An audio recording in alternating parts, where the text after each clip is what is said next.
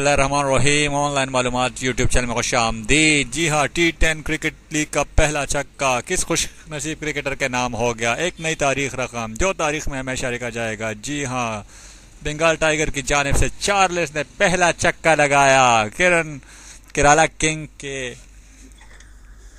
Plunkett के खिलाफ।